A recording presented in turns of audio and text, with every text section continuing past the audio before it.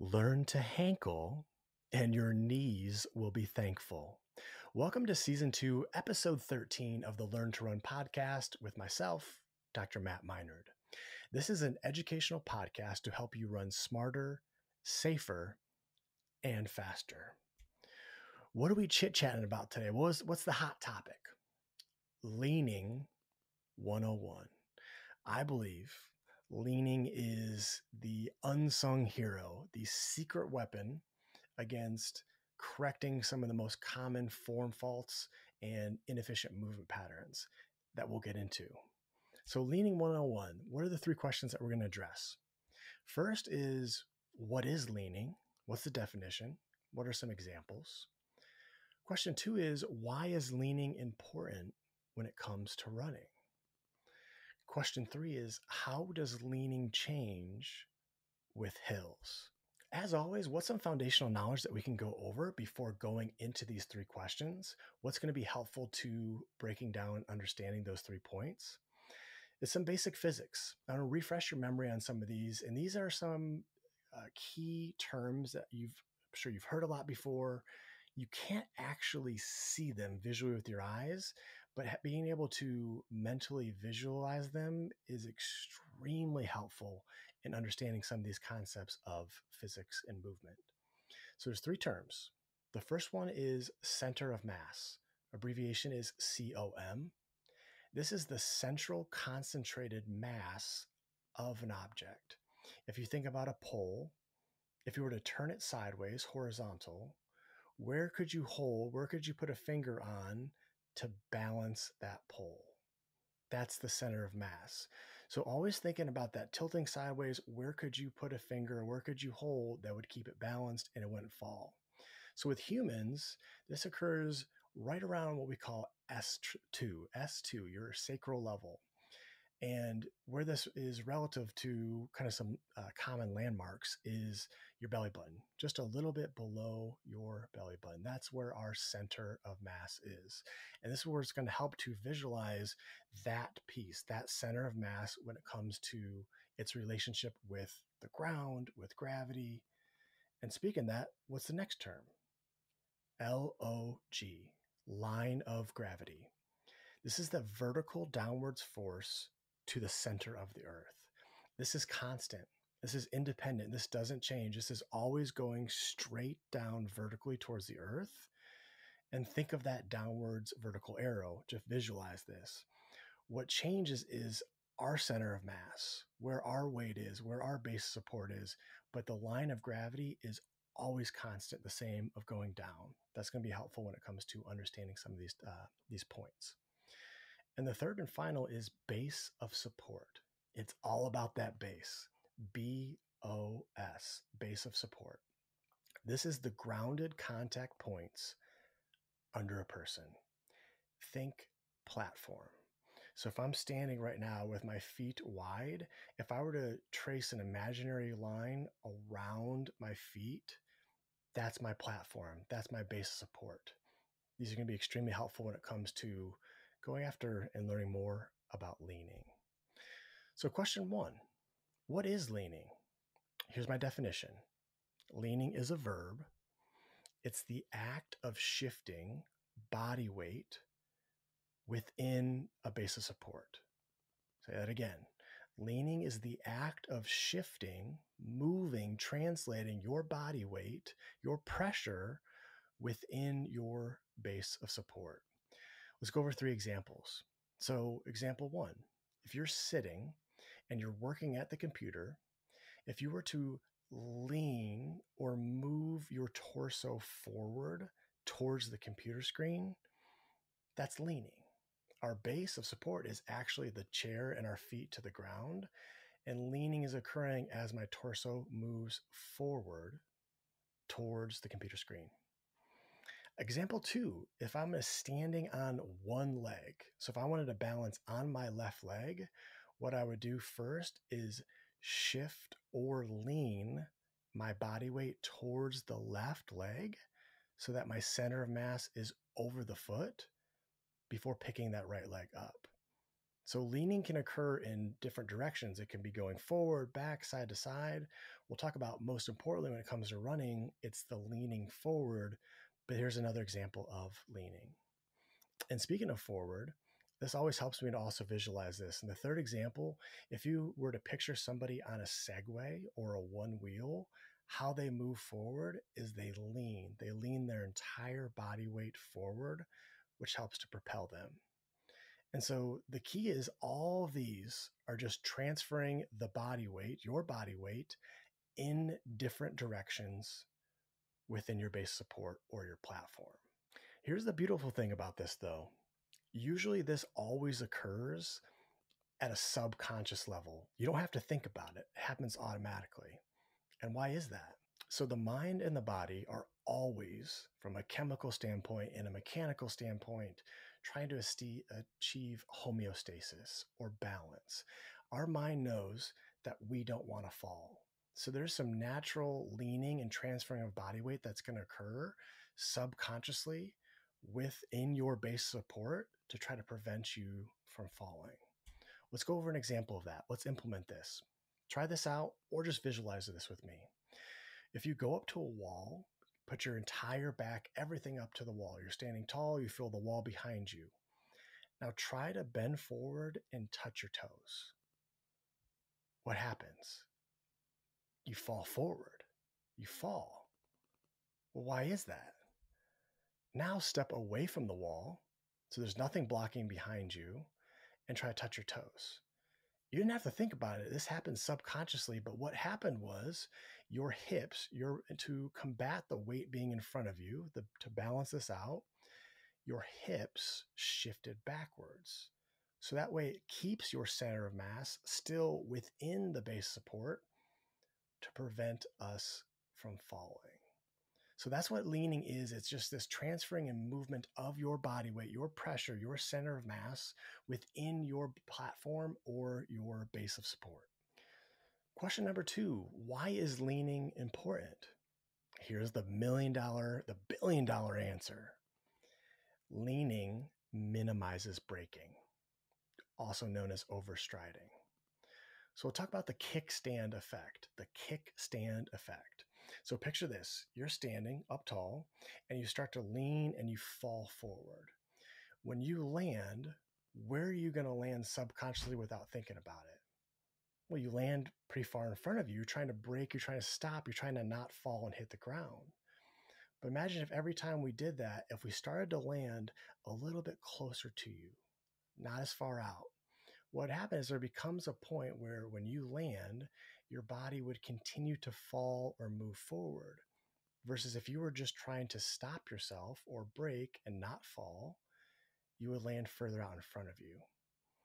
The greater the distance between where you land and your body's center of mass, the greater the braking or the slowing down forces. And so that's why the goal is to land as close as possible to underneath your center of mass. You can't land directly underneath unless you're just standing still and jumping up. So when it comes to running, walking, anything moving forward, there is always going to be a component of braking or slowing down. What leaning does is it helps to minimize this braking or slowing down. And how is that? It's all about the base of support. What leaning does is it shifts our center of mass forward and helps to approximate our center of mass and the base support where we land. So we talked about the greater the distance between the center of mass and where we land, the greater the braking forces. By leaning our body weight forward, we're helping to bring those two closer together. What happens if, sometimes how we learn why leaning is important is, what if we don't do it? What happens if we're not leaning forward? Well, here's the most basic, simple answer. It increases the distance between your center of mass, your body, and where you land. Greater braking forces are going to occur. So it's all about landing and loading as close as possible to underneath your center of mass. If you're not leaning forward, if you're vertical or upright or leaning back, you're automatically increasing the distance between where you land and your center of mass. So Matt, does it matter where this leaning occurs? So as far as going forward, moving forward, or leaning forward, there's only two options of where the leaning can occur. Option one is at the hips.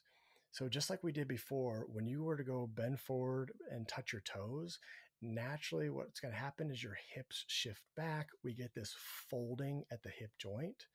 So we can lean forward, hinging or folding at the hips. If you want another visualization or to practice that, if you have your hands like a karate chop position, place them in the folds of your hips.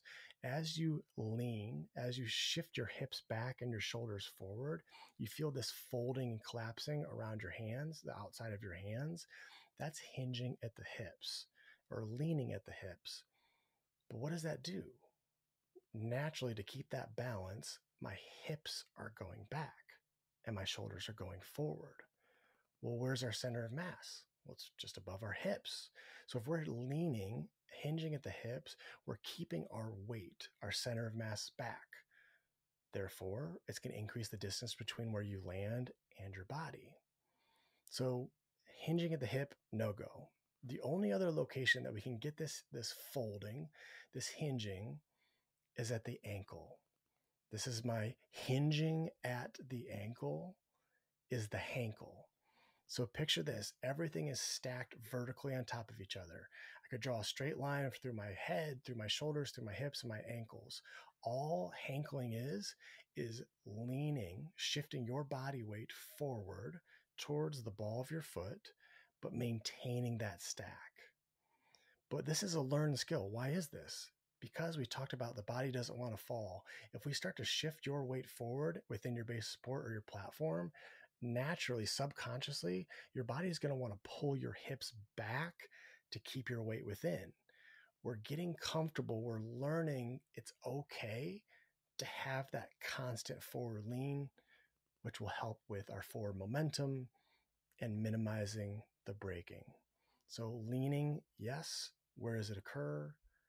At the ankle, the hANKLE. Try this drill. Here's a drill that you can do to practice this. If you go up against the wall again, everything flush, your entire back of your body up against the wall. And I want you to think that your body is like Velcro on the wall. Try to lean forward, shift your body forward, still maintaining that stack, everything in a line, but leaving nothing behind touching the wall. If you're hinging at the hips, you're going to keep your hips back touching the wall and your shoulders will go forward, thus braking. So think Velcro. Try to lift your entire body off the wall by leaning forward, hinging at the ankles. Third point, third question. What about leaning when it comes to hills? So let's think of it this way. If you were to stand on an incline, what happens to your body weight? If you don't do anything, if you're just standing, it tilts your body weight backwards, right? You're on an incline, it's pulling you backwards. So in order to combat that, what we have to do is lean forward more. Going up incline, it's naturally shifting my weight back. I have to combat that by leaning further forward up hills or up inclines. What about on a decline or a downhill? Same thought process. If you were just to stand still, it naturally pitches your body forward. So in order to combat that, we want to lean back. And when it comes to downhill, this is where I've talked before about the lean is kind of like the throttle. I like using downhills as an active recovery. I want the decline, the hill, to do the work to propel me forward. I'm trying to keep my body as relaxed as possible and just glide down. If I do want to move a little bit faster, I merely lean forward more. If I want to slow down, I lean back. So on downhill, active recovery, the lean is like the throttle. So let's go over some big picture points, some summary here. Leaning, again, the definition, it's a verb, the act of shifting body weight within a base of support. Leaning forward while running is a learned skill. that helps to maximize forward momentum.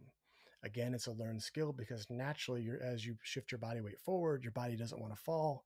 You keep your hips back. So it's a learned skill to have your entire body stacked on top of each other, leaning forward, hinging at the ankles, the hANKLE. If the hANKLE had a club, their slogan would be no body parts left behind. Keep the hips stacked under the shoulders. Tuck the tush under your shoulders. Don't keep those hips back. Kickstanding occurs when you're landing and loading that lead leg excessively forward on the ground in front of your center of mass. Remember, it's impossible to land directly underneath you, so there's always going to be some element of braking that's going to occur. We're just trying to minimize that. Leaning helps to minimize braking by shifting the center of mass, our center of mass, closer to the base support where we land. We're trying to approximate, shorten that gap between our center of mass and where we land. And that's what leaning helps to do, to help promote gliding, minimize braking. When it comes to running uphill and inclines, lean forward more. When it comes to going down declines, lean forward less, or it's a relative backwards lean. Let the hill do the work. Keep your body as still and relaxed as possible. If you want me to virtually guide you step by step to master leaning, I've got a new course out, Learn to Glide. This is where I break gliding down into two parts: your lean, which helps with your momentum, and propulsion, how you actually propel your body forward, not up, but forward. I teach you how to lean step by step, first while standing, then how to lean while walking, and then how to lean while running. And then we go over the propulsion piece, push with a tush, pushing the ground backwards to move your body forwards. We do this with standing first, then walking, then running.